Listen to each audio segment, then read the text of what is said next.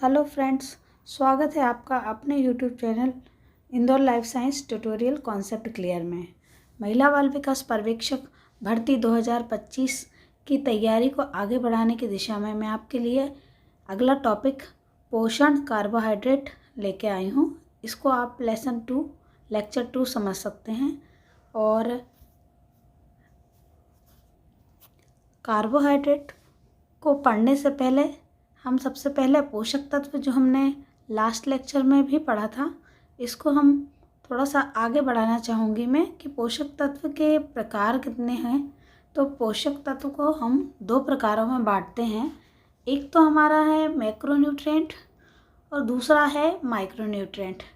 Macronutrient जिसको हम हिंदी में बहुल पोषक तत्व कहते हैं, इनकी मात्रा जो है हमारे शरीर को ज़्यादा मात्रा में ज़रूरत होती है। हमारे शरीर में इनकी मात्रा जो है ज़्यादा होनी चाहिए, उनको हम मैक्रोन्यूट्रिएंट कहते हैं और इनको ग्राम में मापा जाता है और ये क्या करते हैं, एनर्जी प्रदान करते हैं। अब बहुल पोषक तत्व में कौन कौन होते हैं? फैट्स होते हैं, कार्बोहाइड्रेट होते हैं, प्रोटीन्स होते हैं। ठीक है। अब माइक्रोन्यूट्रिएंट की आवश्यकता हमारे शरीर को कम मात्रा में होती है। इनको हम मिलीग्राम में मापते हैं। ऐसे पोषक तत्व की शरीर में कम आवश्यकता होती है, लेकिन इनकी कमी से कई बीमारी हो सकती है। मतलब इनकी आवश्यकता तो हमारे शरीर को होती है, लेकिन कम मात्रा में। यदि इनकी कम मात्रा भी मिलना हमारे शरीर को बंद हो जाए तो कई बीमारियां हो सकती हैं। इसका मतलब ये है, ये हमारे इम्यून सिस्टम के लिए बहुत महत्वपूर्ण होते हैं। इम्यून सिस्टम मतलब हमारी रोग प्रतिरोधक क्षमता बढ़ाने वाले होते हैं। ये रोगों से लड़ने की क्षमता प्रदान करते हैं। अल्प पोषक तत्व है इम्पॉर्टेंट, मतलब इनकी मात्रा हमें शरीर में ज़रूरी है, लेकिन इनकी थोड़ी सी मात्रा भी हमारे शरीर को काफ़ी होती है। अब अल्प पोषक तत्व में माइक्रोन्यूट्रिएंट कौन से होते हैं? आयरन है, जिंक है, कैल्शियम है, क्लोरीन है, ब्रोमीन है, मैग्नीशियम है, मैग्नीज है। इन सब की मात्रा हमारे लिए ज़रूरी है। आपसे मैं बोलना चाहूँगी कि जो माइक्रोन्यूट्रिएंट हैं और मैक्रोन्यूट्रिएंट हैं, इनके एग्जाम्पल आपको बहुत अच्छी तरह से याद होना चाहिए। मैक्रोन्यूट्रिएंट में हमारे फैट्स, कार्बोहाइड्रेट, प्रोटीन्स आ जाते हैं, जिनको हमको आगे विस्तार से पढ़ना है। प्रोटीन्स भी पढ़ना है, कार्बोहाइड्रेट भी पढ़ना है, फैट्स भी पढ़ना है। ऐसा ही माइक्रोन्यूट्रिएंट भी हमको जैसे iron, zinc, calcium, chlorine, bromine जो दिए हुए हैं, ये बहुत इंपॉर्टेंट है। इन्हें हमें आगे विस्तार से पढ़ना है। ठीक है। अब हमारा टॉपिक हम लेते हैं मैक्रोन्यूट्रिएंट का। बहुत इम्पॉर्टेंट टॉपिक है कार्बोहाइड्रेट्स। आज हम कार्बोहाइड्रेट्स के बारे में पढ़ेंगे। कार्बोहाइड्रेट मैक्रोन्यूट्रिएंट है, बहुल पोषक तत्व। ये माइक्रो गलती से हो गया। शरीर को 60 से 70% तक कार्बोहाइड्रेट की आवश्यकता होती है। मतलब हमारे शरीर में 100% में से 60 से 70% केवल कार्बोहाइड्रेट की आवश्यकता होती है ना, क्योंकि ये बहुत एनर्जी देते हैं। ये CHO के बने होते हैं। C मतलब कार्बन, हाइड्रोजन और ऑक्सीजन। CHO का मतलब ये होता है, ये कार्बन, हाइड्रोजन और ऑक्सीजन से मिलकर बने होते हैं, वो कार्बोहाइड्रेट कहलाते हैं। ये स्वाद में मीठे होते हैं, जल्दी पच जाते हैं। क्यों? शरीर की गर्मी से ही ये पिघल जाते हैं, तो पच भी जाते हैं। तो ये पॉइंट्स आप बहुत अच्छे से याद करेंगे। अब इनके कार्य क्या हैं? कार्बोहाइड्रेट का कार्य क्या है? इसके कार्य को हम 2 प्रकार से समझेंगे। पहला तो शरीर को ऊर्जा प्रदान करना, एनर्जी देना। हमारे शरीर में जो एनर्जी मिल रही है वो कार्बोहाइड्रेट को खाने से मिल रही है, जिनको हम रोटी के रूप में, चावल, दाल के रूप में खाते हैं। ठीक है। और दूसरा है शरीर के रचनात्मक तत्वों का निर्माण, मतलब हमारे शरीर के तत्वों का निर्माण करते हैं। 2 प्रकार से कार्य करते हैं, शरीर को ऊर्जा प्रदान करना, दूसरा शरीर के तत्वों को बनाना। तो शरीर को ऊर्जा प्रदान करने के लिए कौन कौन होते हैं, उसके एग्जाम्पल ये लिखे हैं। स्टार्च है, स्टार्च जैसे पौधों में भोजन के रूप में मिलता है। ग्लाइकोजन जंतु में भोजन के रूप में मिलता है।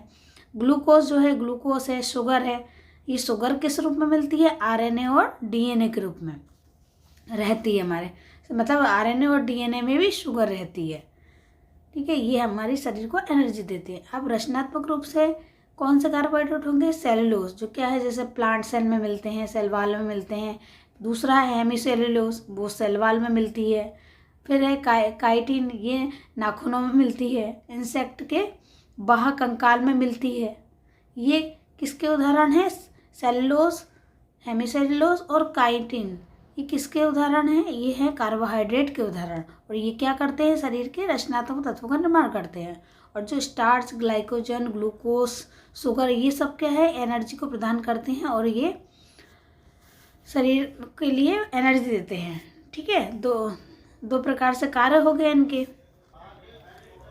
अब स्टार्च जो कार्बोहाइड्रेट है वो किस किस चीज़ से मिलता है हमको? जैसे गेहूं में, ज्वार में, मक्के में, बाजरा, दाल, चावल, मोटे अनाज, जड़ों वाली सब्जियों में क्या मिलता है? स्टार्च।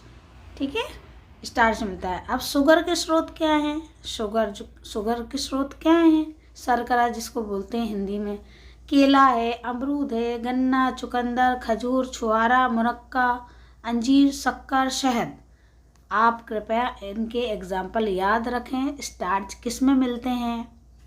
शुगर किस में मिलती है? स्टार्च मोस्टली आप जो अनाज होते हैं उनको ध्यान रख सकते हैं। ठीक है, और शुगर आप किस चीज़ में याद रख सकते हैं? जो आपके फ्रूट्स, ड्राई फ्रूट्स रहते हैं उनमें याद रखिए। शहद है मोस्ट इम्पॉर्टेंट वाला, है ना। ठीक है, कार्बोहाइड्रेट क्या होते हैं? शक्तिशाली होते हैं। क्यों? क्योंकि ये शक्ति देते हैं, है ना। लेकिन क्या होता है, इनको ज़्यादा सेवन करने से बीमारियां हो जाती हैं। बहुत ज़्यादा कार्बोहाइड्रेट नहीं लेते, जैसे डायबिटीज़ है, वजन बढ़ना है, अजीर्णता है, अतिसार है, ये सब हो जाते हैं। ये कॉमा लगना था। ठीक है, तो और यदि हम इनको कम लेंगे, कम मात्रा में लेंगे तो वीकनेस हो जाती, कमजोरी होती, चक्कर आते हैं। ठीक है, कार्बोहाइड्रेट पाचन के दौरान ग्लूकोज में टूटता है। कार्बोहाइड्रेट किस में टूटेगा?